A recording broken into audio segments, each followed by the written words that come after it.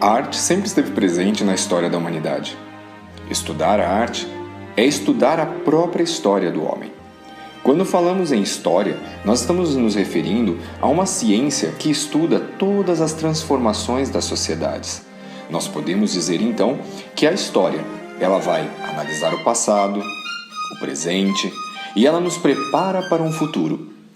O que conhecemos hoje como história não cansa de mudar. Incessantemente nós vamos descobrindo novas coisas, como por exemplo a história da própria humanidade. Quando algumas escavações são feitas em sítios arqueológicos, descobre-se algo sobre a espécie humana. Diversas teorias, estudos científicos, acadêmicos começam a debater o tema. Vamos então analisar cada uma das transformações daquela sociedade estudada. Em um determinado momento, nós dizemos que o homem surgiu em uma dada região. Em outro, nós vamos dizer que ele surgiu em outra. Mas por quê? Porque novas escavações foram feitas e descobriu-se a presença do ser humano em outra região, em outro período da história. A história é algo vivo, é algo em constante transformação. Nós não temos como dizer que algo fica parado no tempo. Ele se movimenta. As descobertas fazem com que os próprios dados históricos também passem por diversas transformações. A própria contagem do tempo na história, ela também é diferente. Nós costumamos dividir tradicionalmente a história em 5 grandes períodos, que seriam a pré-história, a Idade Antiga, também chamada de Antiguidade, a Idade Média, Idade Moderna e a Idade Contemporânea. Essa divisão, ela nos auxilia a nos situarmos no tempo.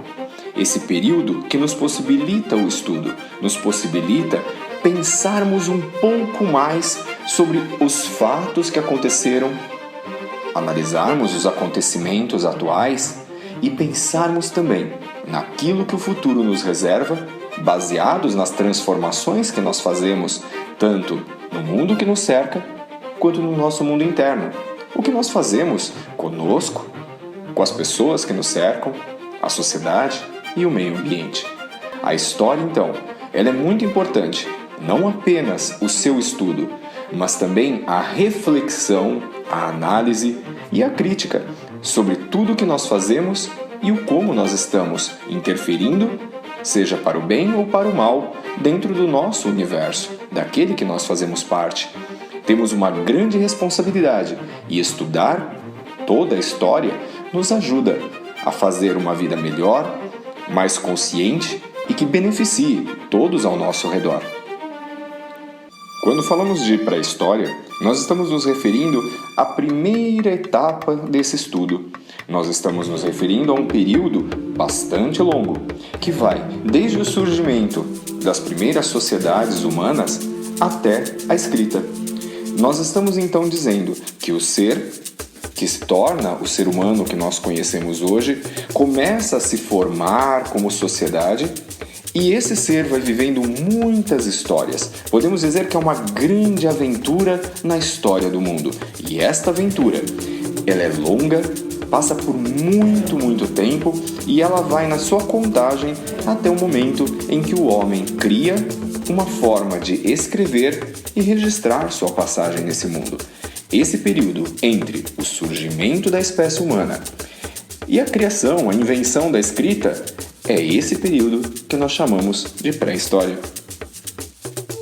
Atualmente, uma das formas de estudarmos a pré-história é contarmos com os recursos da arqueologia. A arqueologia, ela vai trabalhar então com análise de objetos, como as pontas de flecha, elementos funerários. Nós vamos trabalhar então também com os esqueletos. Todos esses materiais, a partir de uma boa análise arqueológica, nos trazem informações das sociedades do passado, para que possamos analisar, conhecer e refletir sobre elas. O estudo da pré-história tem algo bastante interessante. Quando nós falamos de tempo, vamos contar esse tempo, por exemplo, 100 anos, 1000 anos, 3000 anos, 10.000 anos. Nós temos que lembrar que estamos analisando também essas sociedades. Quando falamos de pré-história, e estamos dizendo que vamos analisar o período entre o aparecimento do homem, como nós conhecemos, até o surgimento da escrita, vale lembrar que a marcação do tempo vai ser diferente de um lugar para outro. Quando falamos da pré-história em um determinado lugar, automaticamente as datas que nós utilizamos para o surgimento da escrita naquela sociedade não será igual para o surgimento da escrita em outra sociedade. E isso confunde muito as pessoas quando estão estudando história da arte, a história geral. Nós temos então o surgimento da escrita, que vai mudar dependendo de quando nós estamos analisando. Por isso, se nós pegarmos algum livro que fala sobre o surgimento da escrita e esse livro foi escrito há aproximadamente 150 anos, as pesquisas arqueológicas diziam que a escrita surgiu em um período. Conforme o tempo foi passando, as décadas, novas pesquisas, novas descobertas ocorreram. E essas novas descobertas disseram para todos nós que a escrita surgiu antes disso. E as pessoas, ao pegarem esses livros, começam a ficar confusas e dizem: mas professor, por que esse livro dá uma data e o outro nos oferece outra data? A explicação é exatamente essa. Quando aquele livro foi escrito, o surgimento da escrita era dado como naquele ano que está registrado.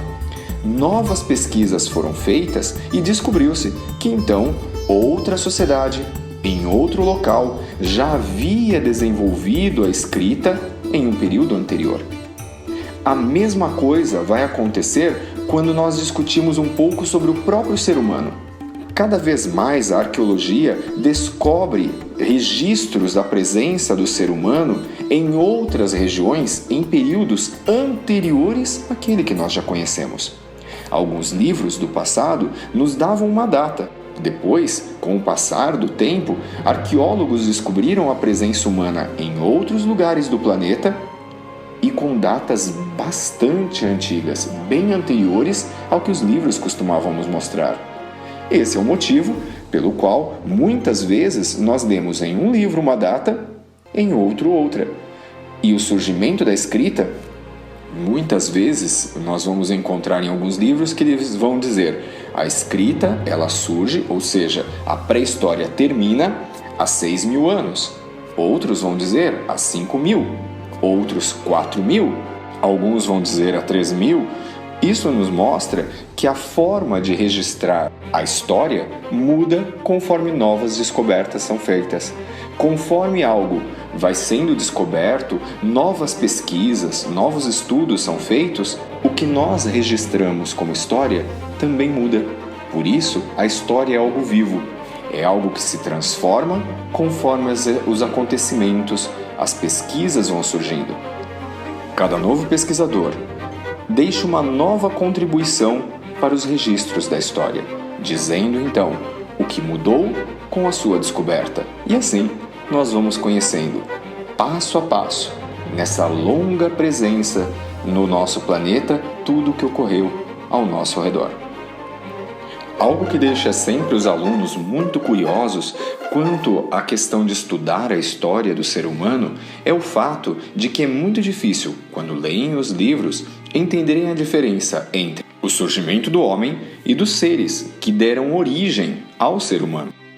Com base nas descobertas feitas até o momento, costuma-se dizer que o homem do período paleolítico, do grupo dos primatas, ele tem um ancestral então em comum com os macacos. Por isso que costuma-se dizer que o ser humano tem origem neste ancestral em comum. Essa colocação, ela vem do fato de que as descobertas feitas até esse momento apontam para um ancestral em comum com os macacos. Por isso, esse homem do Paleolítico, considerado como do grupo dos primatas, que é ainda um parente dos gorilas, orangotangos, chimpanzés, desenvolveu um cérebro maior. Começou a andar sobre duas pernas e usar as mãos para tarefas mais complexas. E as descobertas feitas até o momento revelam a presença dessa civilização como tendo sua origem na África e com uma data aproximada de 1.850.000 anos. E essa data certamente vai mudar, porque conforme novas descobertas vão sendo feitas, o tempo vai passando, descobriremos que outras datas ainda entrarão em nossos estudos. Nós descobriremos cada vez mais que o ser humano surgiu em lugares diferentes, com aparência diferente, cultura e costumes diferentes. E um fato ainda mais interessante é quando refletimos acerca de um outro aspecto, que se o homem, de acordo com esses estudos, tem origem em um ancestral em comum com os macacos, por exemplo, este mesmo ancestral também vem de outro ser, que vem de outro ser. Ou seja, nós estamos dizendo que o ser humano, ele veio não somente de um ancestral em comum com uma outra espécie, mas esse próprio ancestral também tem uma origem diferente.